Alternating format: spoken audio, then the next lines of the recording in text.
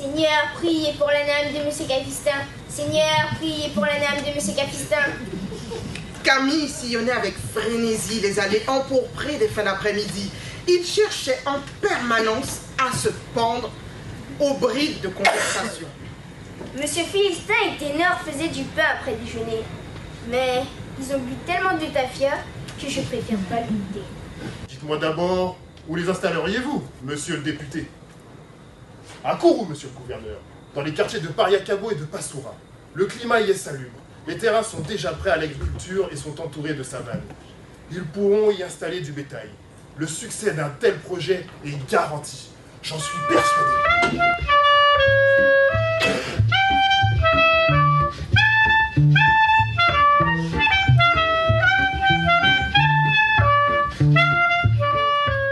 Alors, ce sont des comédiens au départ.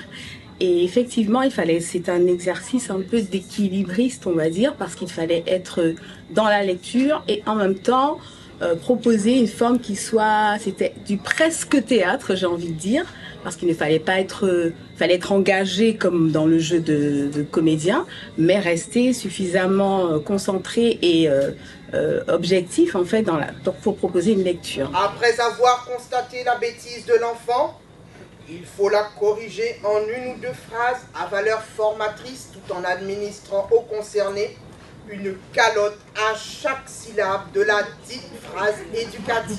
Ainsi. Thibaut, je t'ai déjà dit qu'on ne répond pas aux adultes.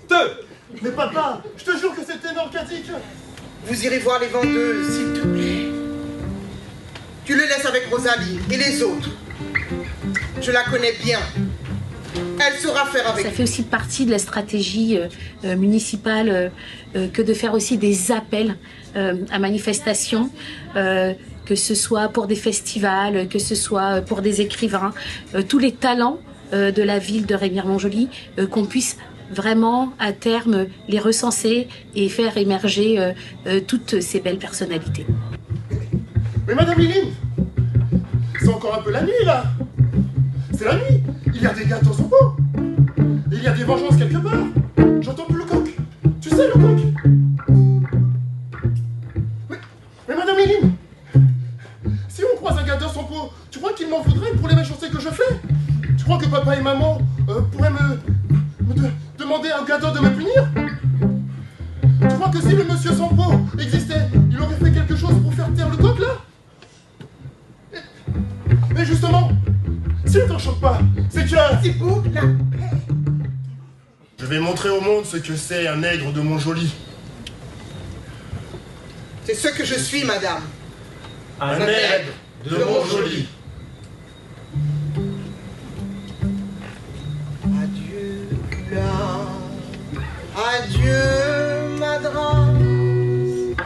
Adieu, grandeur. Adieu, coulier chou.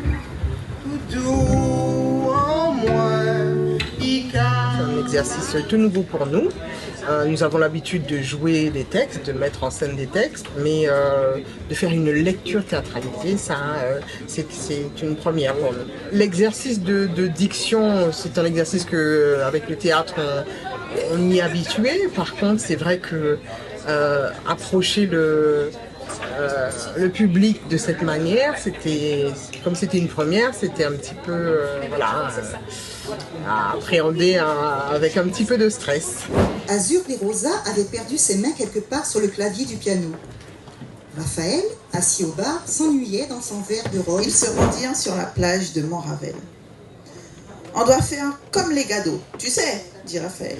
Ah, son discontinu et vers les gestes assurés de Madame Guillaume, qui plongeait la serviette dans la grande bassine d'eau chaude. Il commença par lui proposer son aide dans la compréhension du solfège de base et réalisa que M. Sabat, le professeur de musique, avait souffert en tentant d'imiter Massin.